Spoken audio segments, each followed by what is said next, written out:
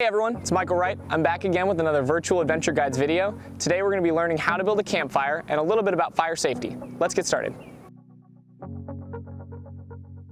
The first step in fire safety is you want to make sure you have a good place to build your fire. So if you look around me, you can see that we don't have any overhanging branches. We have nothing around us that's going to potentially get caught on fire if and when we start our fire. So another part of that is we have an established fire ring, meaning we've got an area that people have used to burn before. It's surrounded with some rocks here. You can't see them very well. And then we have a lot of space, about 10 feet on either side of the fire, so that we have nothing that's going to light up. The next big part of fire safety is being prepared. So part of that is having things to extinguish your fire. That could be a fire extinguisher. If you're at home, you may have one of those.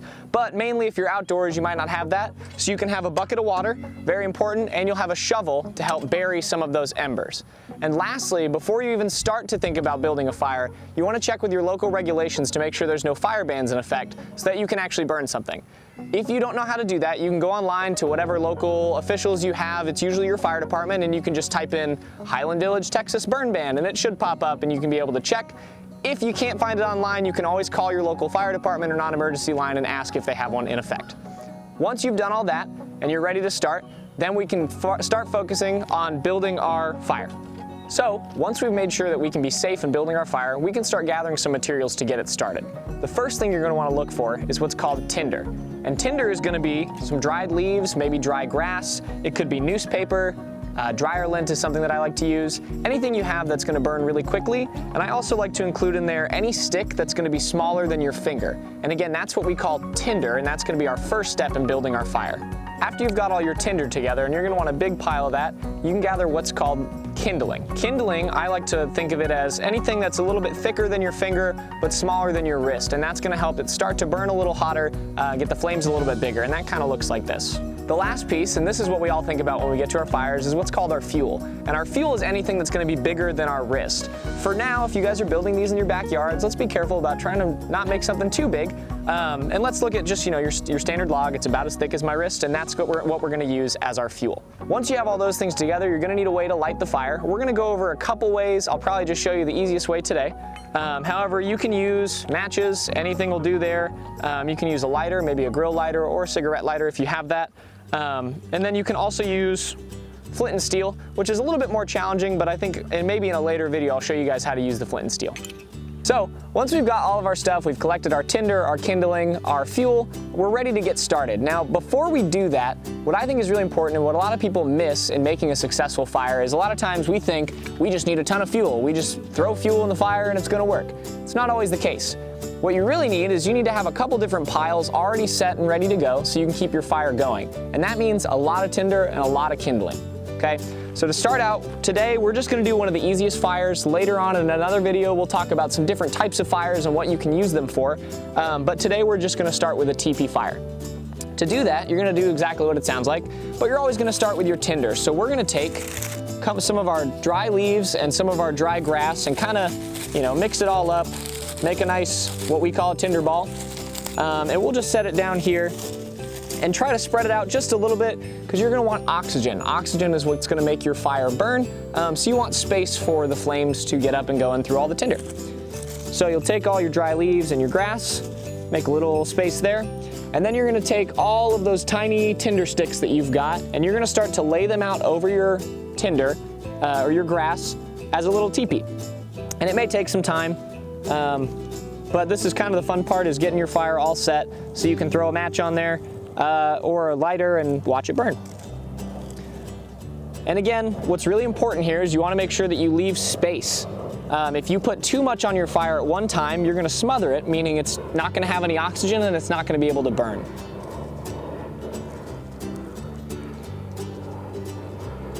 What I like to do when I build it is I'll always leave a little bit of these smaller sticks out to the side. So if I see that it's not burning super well or it's burning too fast, I always have a little bit more stuff to get on there so we can get the flames hot and get it ready for our kindling and our fuel.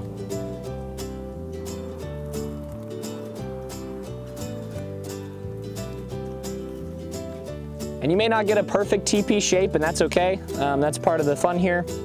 But you want to do your best. Essentially, we want all that flame to come up the middle. And we'll we'll go ahead and call that good.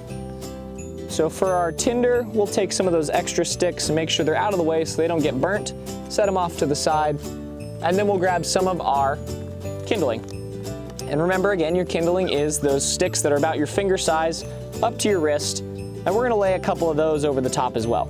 Again, always making sure that we're leaving space so that that flame has room to build up and has some air that can go into it.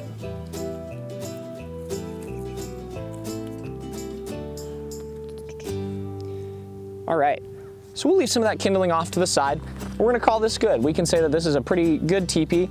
We're gonna leave our fuel off to the side for now because it's not gonna burn right away anyway. We wanna get a nice big flame going here so that we're able to put the fuel on and that catches pretty quickly.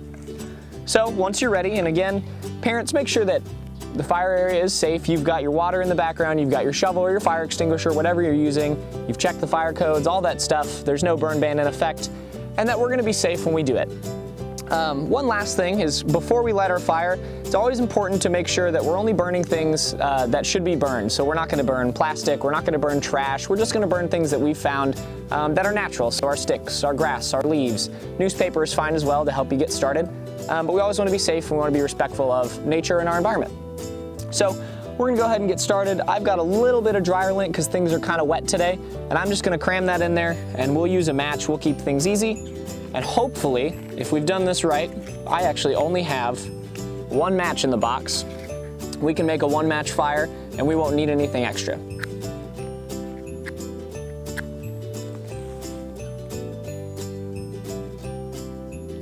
And you can use that one match and try to light a couple different areas of your fire. Always be careful and watch your hands.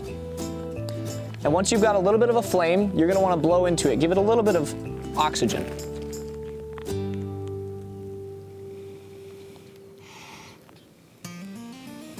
And we just want to ever so gently feed our little fire. Help those little flames get up. Make sure you leave room so it can breathe.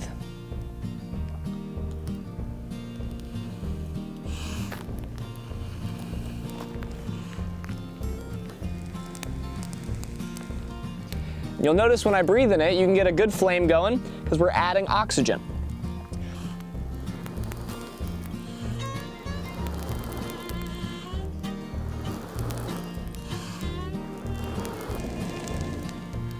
Doesn't take a lot. And once we start to get that flame, always start to feed it a little bit and never smother it. But before you put your fuel on, you're always gonna wanna get that kindling and your tinder really burning. You wanna have a good solid flame before you put any of your fuel on. And you should be able to notice your tinder and your kindling starting to burn.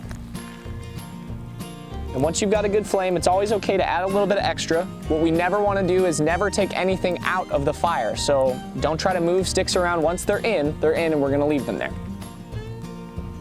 Whew, it's getting hot now. So like I said, we'll always keep adding, I use the word always a lot.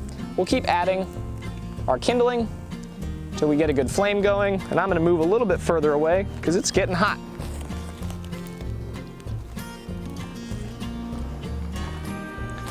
Now, another important part of fire safety that I've failed to talk about is once you have a flame going, you never want to leave that flame unattended, meaning there should always be someone around, preferably a parent, because they're going to be a little bit better at our supervision here. But we want to make sure that we're being safe.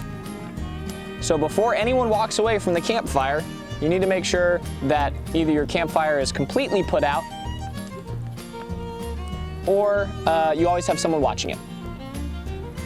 So now we've got a pretty good flame going. We've got a lot of our kindling starting to burn, and we have a nice little breeze, and that's helped fueling the fire for us. So once we're ready and we think we've got a good burn going, we can start to gradually work our way up. And I'm gonna cheat a little bit.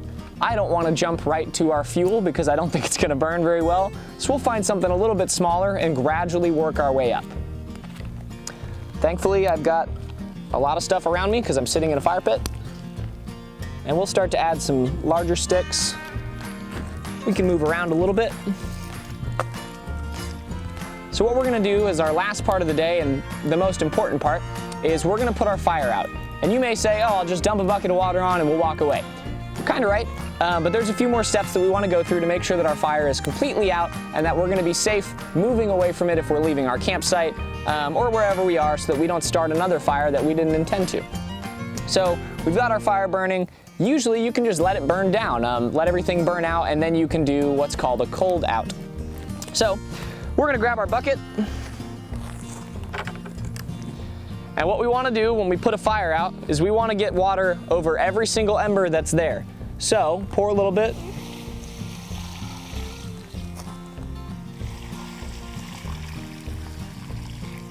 And now we've got a lot of steam because that fire was hot. So what we can do is we pour a little bit of our water, and then we take our shovel and we want to turn all of our burning stuff over. Bury a little bit, get water everywhere. You can keep it all in the same place. Chop it up a little bit, and then we're going to add more water.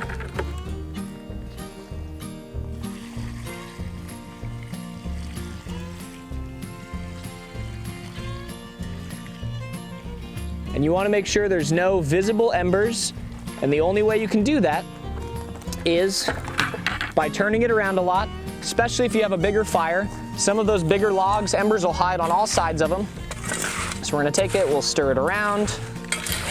We're looking for any embers, any steam, any smoke that's coming out, and we'll keep mixing it up in our water here.